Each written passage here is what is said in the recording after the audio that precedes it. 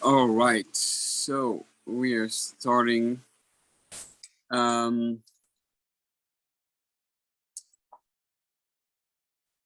So 1 second, sorry.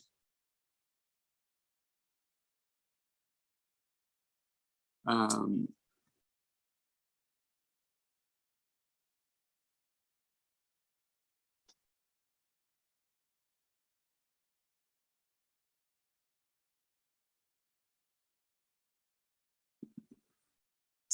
okay, sorry about that. So we're continuing Tzavat Arivash and the secrets of Chassidus. And just before we start, just want to send a little message since it's right after Tisha B'Av, or it was Sunday and Tuesday, so 2 days ago. And the idea is that did we waste our Tisha B'Av, or did we use it in a way that is going to change us? Am I now going to be more aware of my relationship with God? Am I now going to be more aware of the greatness of being a Jew and learning and doing mitzvot? Am I going to now be more connected to the land of Israel? Be more in desire for the construction of the Beis Hamikdash, for the unity of everyone, the entire world in the temple? Am I going to be more aware of the people who suffer, who are alone, and who need help and support? So we you can go through Tisha B'Av and not really do anything about it, and that would be very sad, because if we don't do anything about it and nothing changes, then you are not going to be able to really use the energy received on Tisha B'Av. Could you please mute yourself, because there's the echo feedback? Thank you so much. So let's make sure that we use this Tisha B'Av and try to think now for the next few days, what's different about me? How I'm going to be different? What message did I hear on Tisha B'Av? What I've learned? What did I connected to that now my life is going to be different? And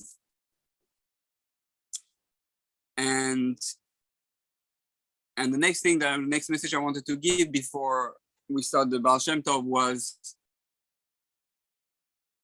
we just had more than 1,000 rockets sent into Israel.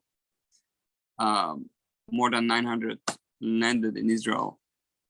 And there was not one dead person, not one injured person from those rockets. Which you think of, like, about 1,000 rockets, you think there'll be like hundreds of casualties. I mean, it's not small rockets. And we know one fell by the Palestinians and killed their own children. Right? So we see that it's not a little thing. We are so used to be saved and almost nothing happening that we don't even realize the miracle that has happened. The whole Jewish people should be celebrating. We make a 1 week or 1 month celebration about what Hashem did. It's like, imagine thousands of rockets coming on New York. I mean, it's insane. We should all be singing Hallel, and we should all be partying, celebrating, rejoicing, thanking Hashem, doing lechaims. It's a real miracle. People say, where is Hashem? Where is Hashem? Well, Hashem is here. He was playing with the rockets, sending one here, one there, one there. People say Iron Dome, Iron Dome. Iron Dome is nice, but you just need one rocket to hit one building of people, and that's for shalom to have death. So we have to understand that all powers come from Hashem. Any defense system only works because Hashem wills it to work. It's clear that Hashem is involved with us. It's clear that Hashem is here and that He's involved in our lives. And He did it on Tisha B'Av, a day where you would think He would want to punish us, a day you would think He wants, purification, all that. And well, on that day, on the saddest day of the year, the most hardest, where there was the most destruction, He completely saved us. What does that tell you about how much He loves us? So we have to make sure we don't miss the miracle. We don't lack gratitude for His presence, because if we do, it's not going to be nice. It's not going to be nice, and we don't want Hashem to have to do more to show us He's here and He's involved. Hashgacha pratit. So, B'ezrat Hashem, we should be aware and making sure we tell everyone of this incredible miracle, one of many, and that we should sing and say Hallel and celebrate. Should be really happy. So, I'm celebrating by learning Tzavat Arivash with you. And interestingly, he's going to speak, obviously, there's no coincidence, but he's going to speak about actually the fact that, especially on Tisha B'Av, there's something called Tikkun Chatzos. So on Tisha B'Av, during the 3 weeks, but especially on Tisha B'Av, a lot of people stay up at night or they wake up for Tisha B'Av, for Tikkun Chatzos.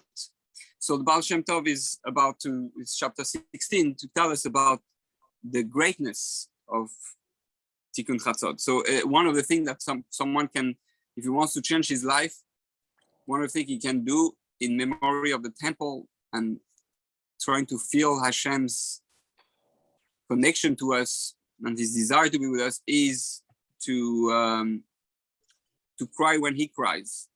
So here he goes. It is necessary to make it known that one should regularly rise at midnight. So he said for Tikkun Chatzot, right? At the very least, be scrupulous to recite the morning prayer before sunrise, both in summer and winter. Not easy. Like these days, it's 6:30. The one who has to wake up at 5:30. No. Actually, that's for nets. Sorry. Like 1 o'clock. Around 1 o'clock. That is most of the prayer up to the reading of the Shema. Should be said before sunrise.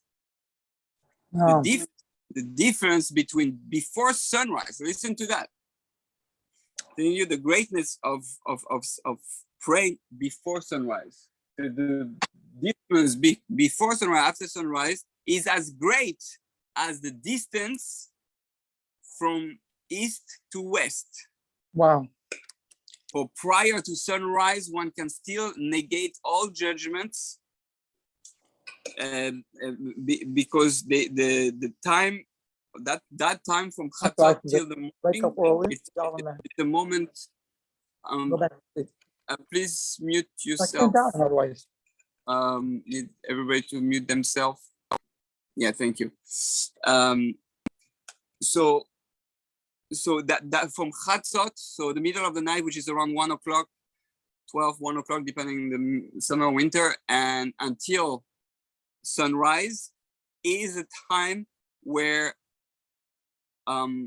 we have the most power in our prayers, because it's as if the gates of heaven are the most open. It's like, it's you have rush hour, and then you have when it's not rush hour, so it's much easier for the prayer traffic to go up. Meaning there's a more judgment, more protection. Meaning when the sun rises, it's so he's going to explain. There's more judgment already coming. So it's like if you want your prayers to be accepted, the best time so that you don't have any blockages in your prayers is that during that time. So a lot of people pray nets, not easy, Its first thing, which is in Shulchan Aruch, is pray at midnight to try to the nets.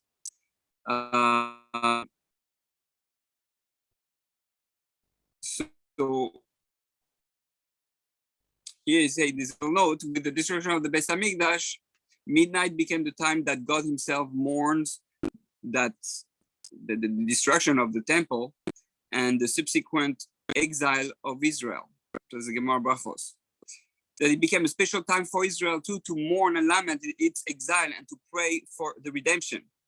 This is known as Tikkun Chatzos, the midnight vigil, with a special order of prayers followed by study of Torah in general and selected pages from Talmud and Zohar.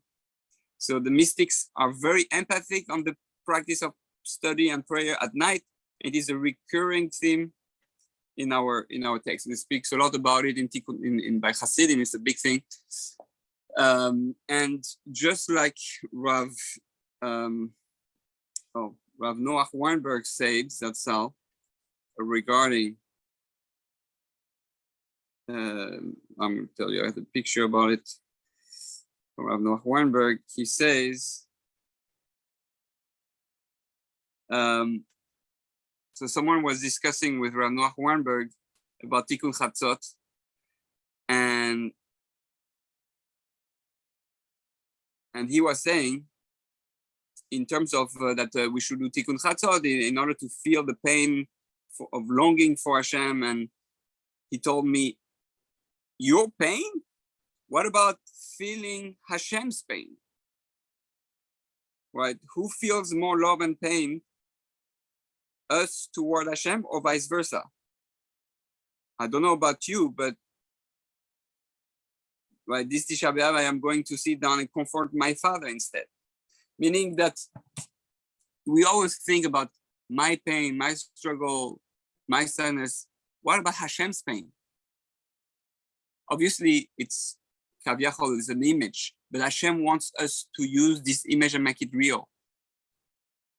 If Hashem, well, lehabdil, Kavyachol, let's try to understand the metaphor, right? If Hashem was a human being, right, and He was the Father of the world,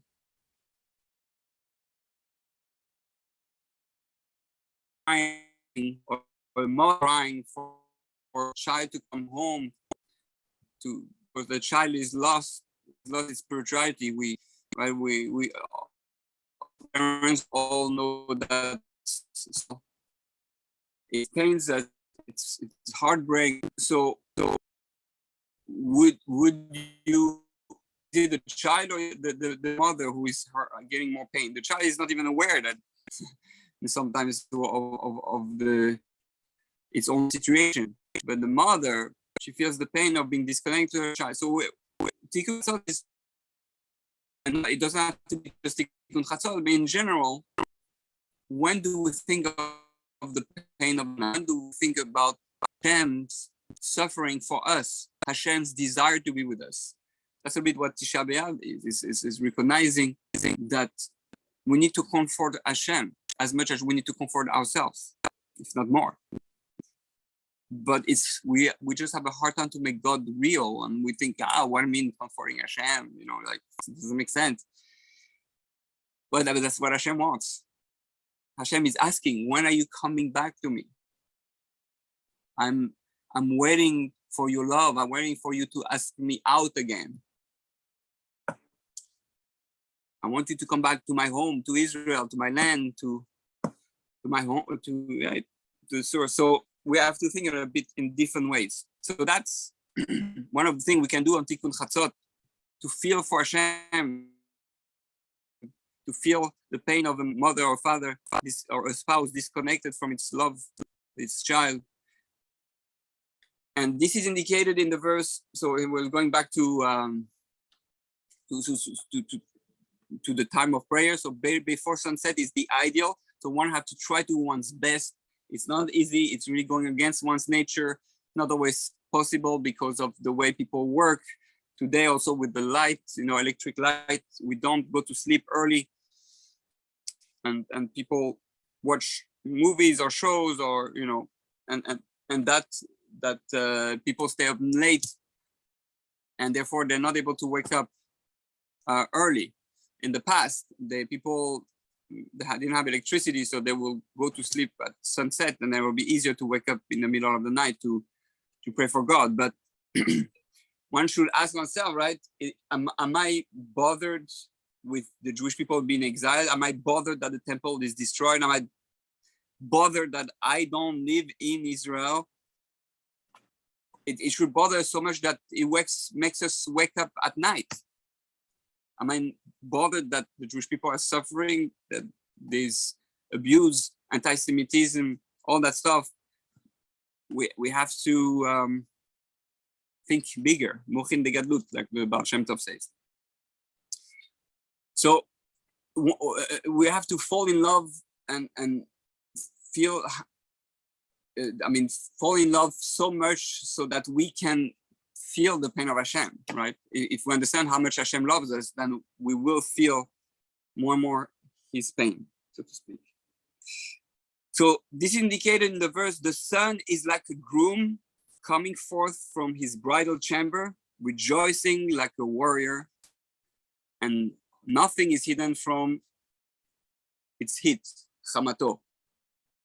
That's two verses from the Psalm 19, verse 6, 7. This is not chamota, but chemato. Right? So he explains this means once the sun has already risen the earth, there is no hiding from the judgments come from the angels. Right. So like light in a way, it brings out all these angels to judge us. So until nets, there's no prosecutor, so to speak. So the more we can pray before, the more we have access to the gates of prayer and be able to go through without too much problem. That's why some say you shouldn't say Tehillim at night, for some meaning there's certain times during the day where you can read things or not read things, or it's more proper to read things. You can always read things when there's an emergency, but like we usually don't say Tehillim from sunset till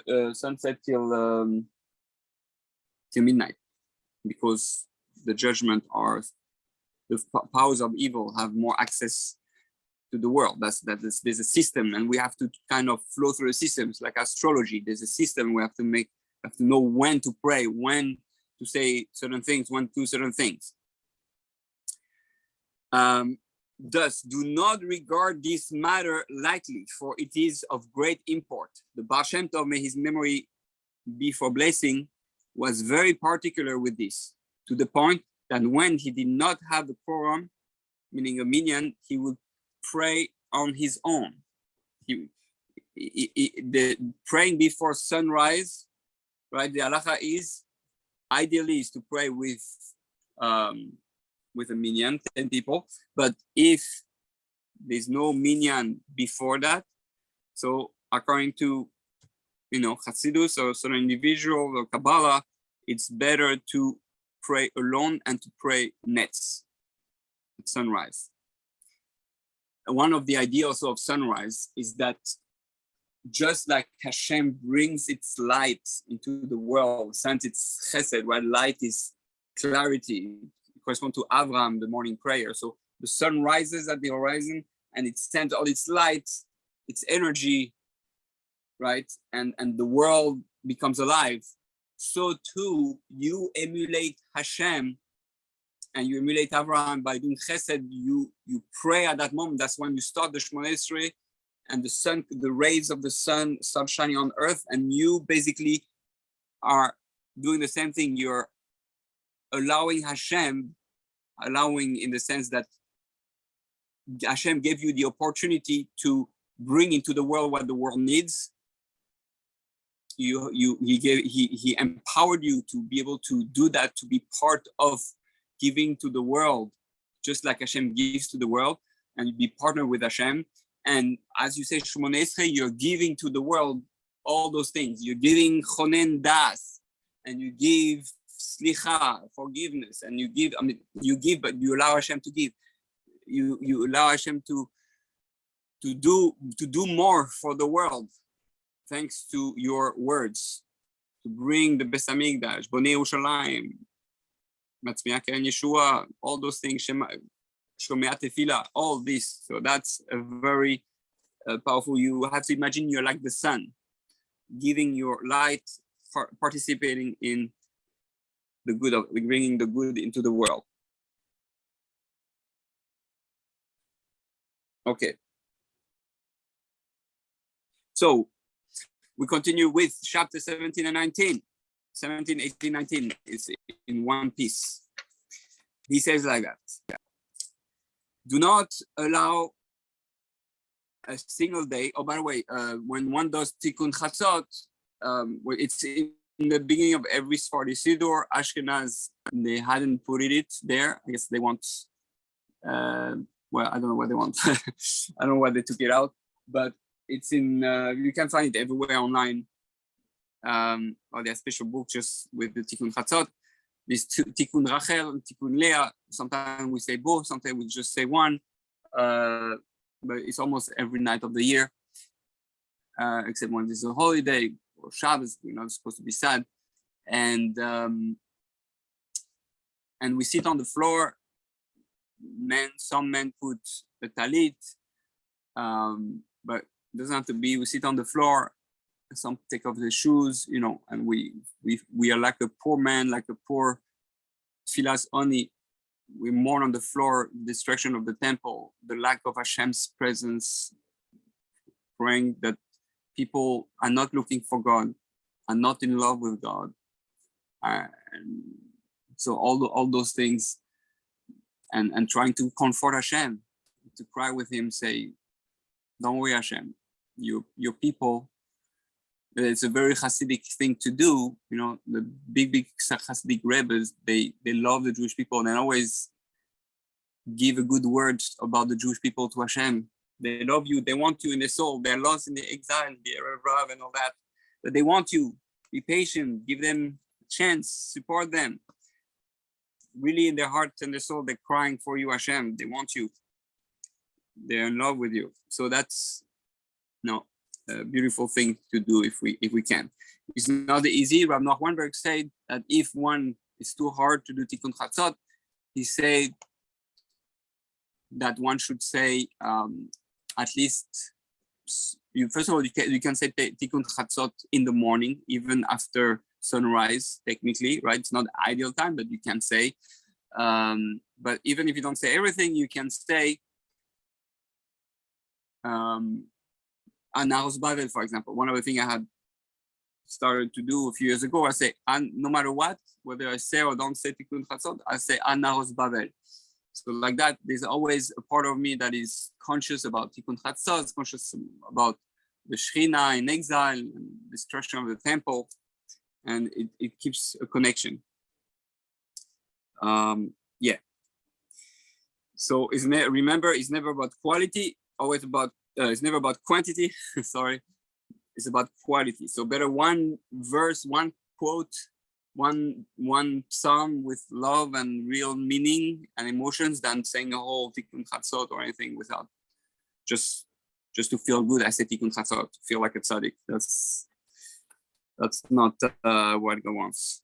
Okay, chapter 17 to 19. Do not allow a single day to pass without performing a mitzvah, whether it be a minor or major mitzvah. As our sages say, be zahir with a minor mitzvah as with a major one. So we had that in the number 1, chapter 1. So it's taking again that idea. I'm not going to repeat what we said, but basically every day we should feel it was worth living today just for that mitzvah, for that one thing I did out of love. That should be enough. And there's not one. We don't know which mitzvah is greater than the other, except mitzvah of Kiddush Hashem. You know, Kiddush Hashem is one of the greatest, and Chilul Hashem one of the worst.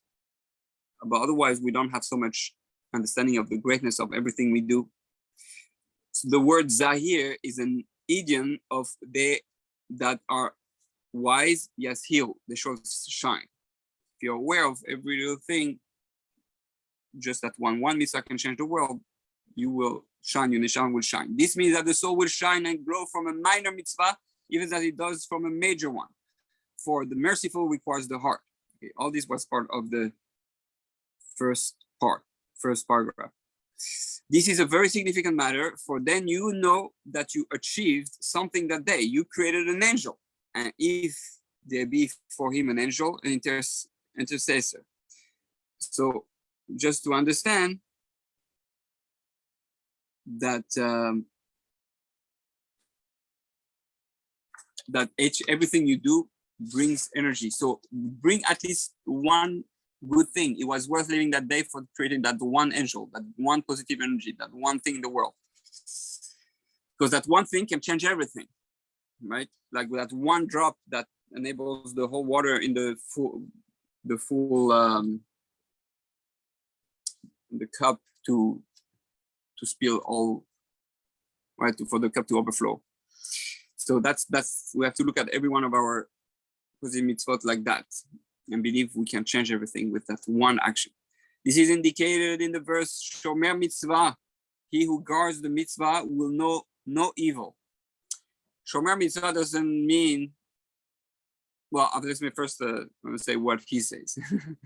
That is, when you undertake the instruction stated, you must stand on guard from morning to evening for the opportunity to perform a mitzvah that may come your way.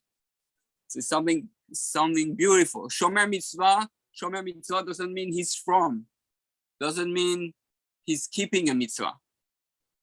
It means he's constantly guarding the fact that there's something called a positive action, a mitzvah, and an opportunity to bring good and positive in the world. Shomer mitzvah means I stay aware and I'm careful. I am aware that one little action can change everything, and I want to be able to make sure I don't lose that clarity. And I'm guarding my action, my speech, I'm surveying, I'm watching, I'm making sure that I'm aware that if I get the opportunity, I can change everything. That's being Shomer mitzvah. It makes the mitzvah being so beautiful to understand how powerful one mitzvah can do. One thank you, one smile, one hug, one shaking hands, one whatever it is that helps someone else. This is the implication of the word Shomer, as in his father Shamar, when it speaks about Yaakov, Shamar Davar, when Yaakov heard what Yosef dreamed, right? So he awaited and looked forward to the matter, meaning he was waiting for Yosef's dream to become true. He kept the clarity, but he lost its clarity when he thought he was dead. He was not Shomer mitzvah, so to speak. He says he was depressed during 22 years, and therefore there was no Shechina. See how destructive it can be. He was not Shomer mitzvah, so to speak. Obviously we're talking on his level. On our level, it's not. I'm sure he was more connected to us than us. On his level, it's like he was not Shomer mitzvah during the 22 years because he was not Shomer Davar anymore. Maybe he was, but he was worried, he was sad. I don't know. It's we don't know exactly, but that's what it means to be attentive. Zehirut, the Messiah Shem says the first step in working on oneself is to be Zahir, Zehirut, watchful, careful. What am I thinking? What am I doing? Wow, asking about everything we do, not letting anything just go, because everything you do matter. If you know that everything you do matter, you can change the world. You can save someone's life. Why me? Why not? God just needs one person. And if everyone is connected, we all need each other. We're all part of one body, one organism. So if one does something beautiful, it affects everyone. If one does something negative, it affects everyone. So we're all in the same boat, Jews and non-Jews. It is the remedy to attain. He will know no evil, precluding nocturnal emissions, which are referred to as evil. So obviously it looks like it's more concerning men. It's meaning there's a special protection. If you're always watchful, you're always careful about your whole day, what you see, what you do, what you hear, what you say, and you're always trying to bring good, then you will be protected from what's a nocturnal emission. It means there's a waste. I wasted my energy. So if you guard the power of your actions, you will guard the day, you're careful of using your energy properly, there'll be no waste, whether it's for men or for women. No waste of energy of any kind. It's a special protection for men on top of that, regarding Shmir Sabris. This general principle is indicated in the verse, the kindness of God is called Hayom. That is, one needs perform kindness with God, blessed is he, every single day. So the same way Hashem gives kindness called Hayom, does chesed called Hayom all day long or every day, you also have to emulate Hashem and do chesed all day long by being careful about even that one thing, because you're watchful during the whole day. You're saying, when can I do something positive for someone, for God, for yourself, for your children, for your friend? Just the fact that you're trying to constantly during the day do something that makes this day worth of being given life, being given a soul, being given intelligence and wealth and health or whatever we have. That becomes like Kol Hayom, just like Hashem, you Shomer Mitzvah Kol Hayom. Then he says, guard the Shabbos.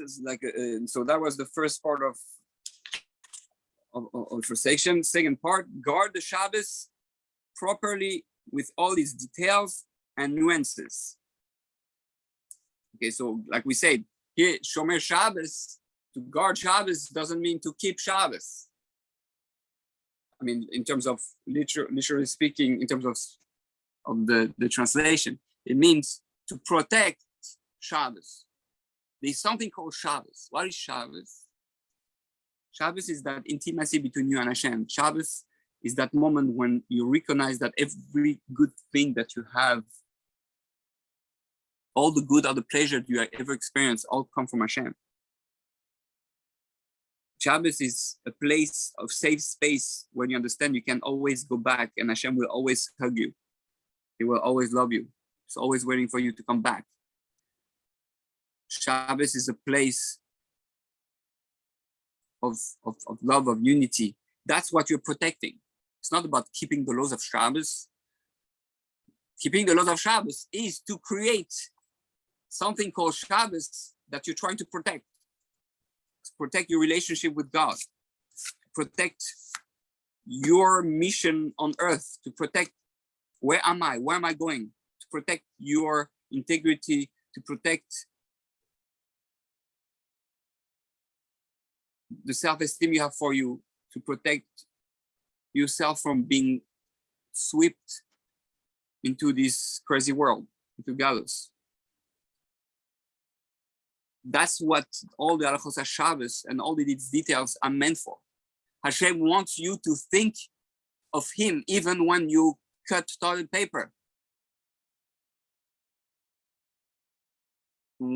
As Rabbi Yehuda Chassid says, that's how in Sefer Hasidim, you should think of God when you eat, when you sleep, when you wake up, when you work. You should be thinking of God. You're crazy in love with God.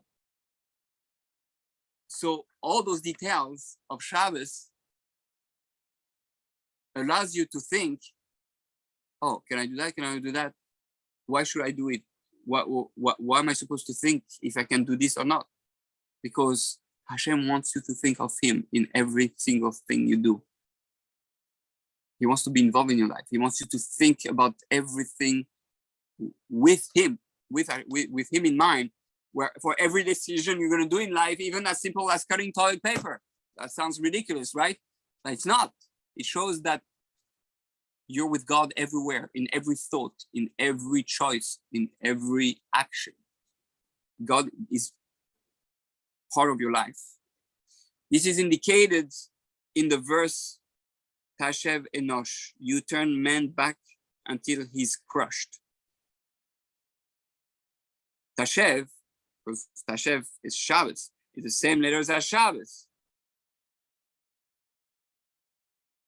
And Enosh alludes to he is forgiven even if he served idolatry like the generation of Enosh. So we see that Shabbos has a tremendous power if you guard what Shabbos really is like. You're able to achieve a level of teshuvah that even if you have done avodah zarah, you're able to reconnect to God.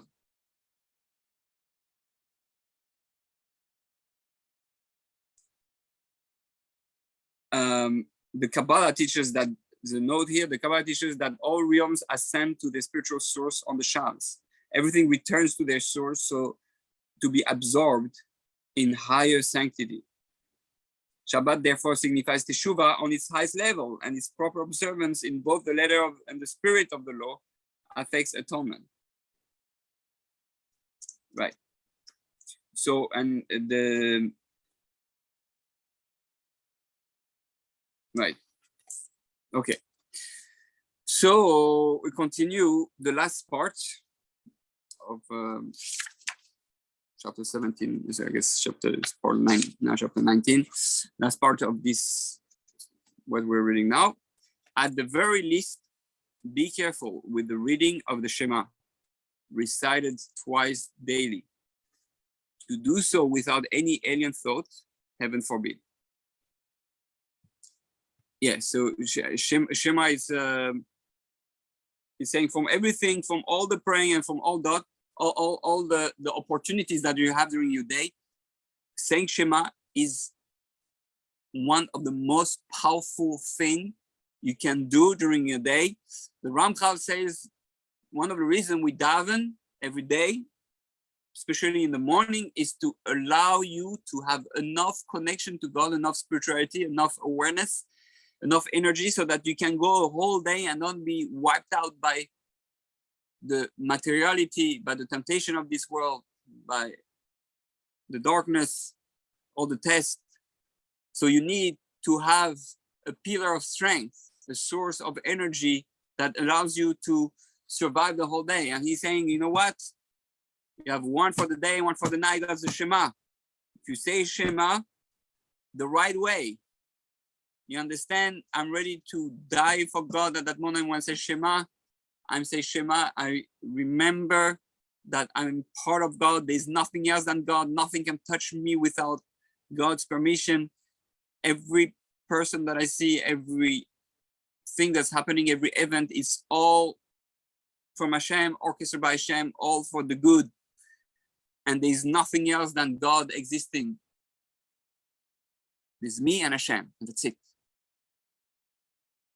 If you're able to do that and feel it, you have to imagine your surroundings. It's a type of meditation. Shema is it's a mantra meditation. We keep repeating mantra, and we try to understand Ein od milvado, Hashem Echad. He's one. Echad is gematria love. His love, everything is connected. It's all one big organism. Everything is working together, all in unity, in synchronicity, in order to bring the glory of Hashem, His presence, and to allow us to become partner in that. But the idea, the way you're going to receive that energy is to have a true yichud with Hashem, that is just you and Hashem and nothing else. And that there's nothing that can happen without Hashem's will. So one time in the morning, I did it before sunrise, but if not, before the third hour. And then one time at night. Obviously, one can say Shema all day, but if you want the mitzvah connected to the mitzvah of prayer, then we should say it before third hour of the day and at night before midnight, according to the Chachamim, but for sure before sunrise. So that's the power of Shema. If you look in the Kabbalistic Sidurim, you will see how many Kabbanot, the pages of Kabbanot just about Shema Israel, like 10 pages just for that sentence.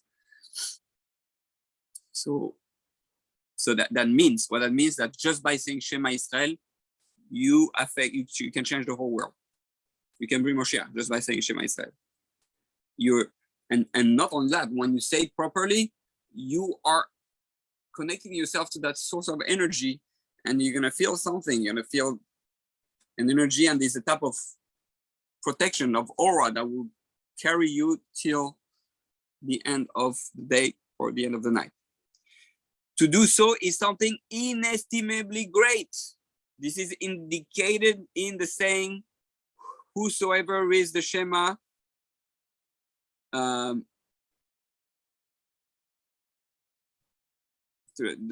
does that cause harm so whoever reads the Shema, those that cause harm keep away from him, from Gemara Brachos. You're untouchable. They have protection. Those that cause harm refers to all harms in the world, whether they relate to the body or the soul. Here, people are looking for a segula all the time. How am I going to be protected? How bad things are going to happen to me? How to get protected? Shema the proper way. Like I said, quality versus quantity. Say you're saying a 1 hour prayer and saying all the prayers and the Psalms and the Shema and the Shemona Yisrael. Spend 5 minutes just on the Shema, and that might be more powerful than your entire hour of davening. Now we know we're in gallows, where we're not answered and we're not protected and where we suffer. Hashem wants us to feel. Hashem wants us to connect. Hashem wants the real thing, not mumbling words. Hashem doesn't need all those words, all those quantity of words from the Siddur,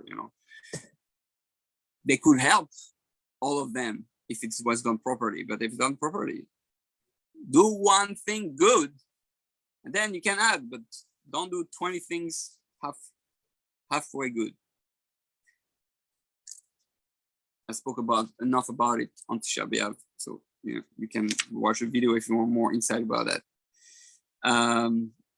And he's saying in the notes a good point. So Rabbi Emmanuel Shochet, who gives the notes, great tzaddik. The Shema has 248 words, corresponding to 248 limbs of the body,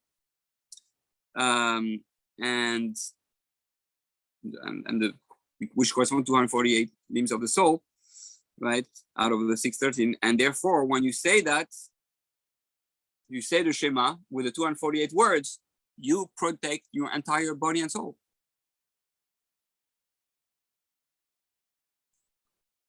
Every word corresponds to one limb. So you can have that in mind. That's one of the Kabbanots from the Ari, from Rashash, that every word corresponds to one part of you. Therefore, it gives energy to each part of you. And he finishes, you may find it's impossible to pray without alien thought. Nonetheless, train yourself to start reading the Shema without alien thoughts. Yeah, it's one of the hardest thing to, to think of other things. But very important to remember, like Rabbi Yaakov Weinberg Zatzal says, if you knew when there was the Beis Hamikdash and you were in the Beis Hamikdash and you felt Hashem's presence,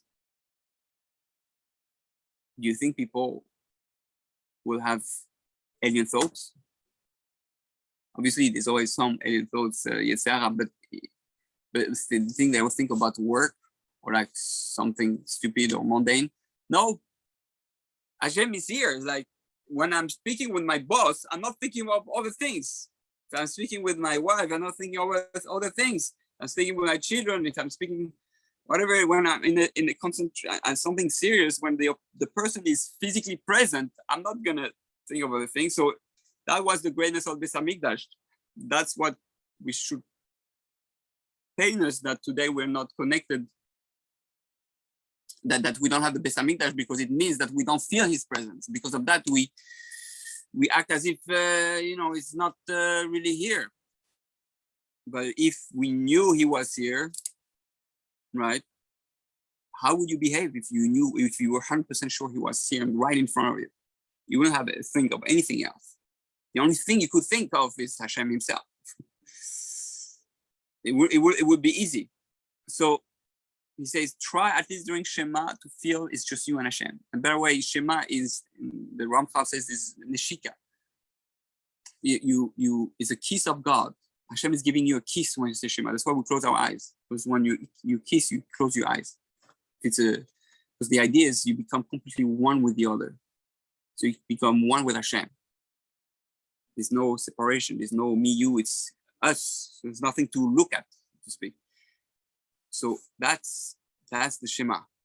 That's the power of the Shema. And you start with the Shema, and then you try for the first bracha of Shmoneh Esrei.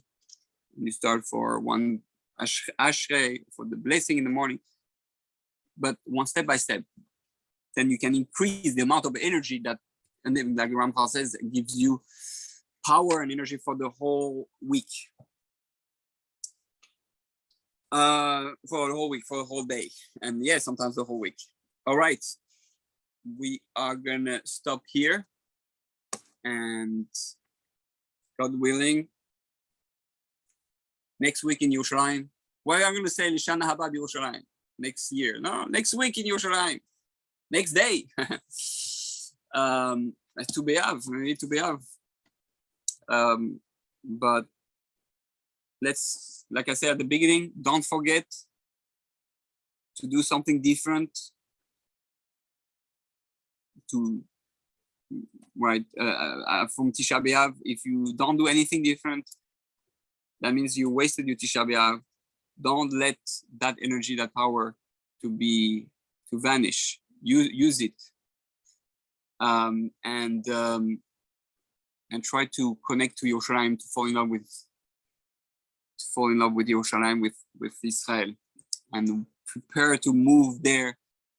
Think of it, buy food from Israel, dream of it, go visit, so we can stay connected and eventually have the Beis Hamikdash, where we will all, Jews and non-Jews, all feel that Hashem is here, so that when we talk and we daven, we can feel He's right there listening.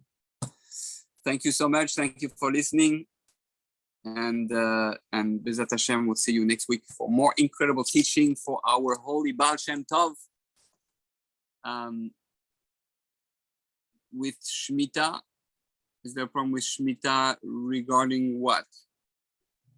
Buying food from Eretz Israel here now? I'm just concerned. Right, you have to be careful you have to be careful.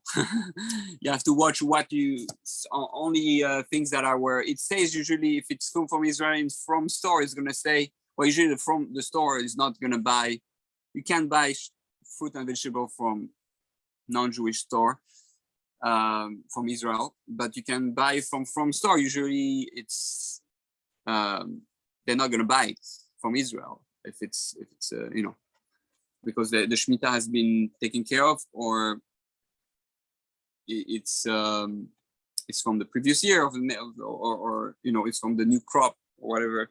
So yeah, it's always good to be always careful about that, especially this year. Thank you.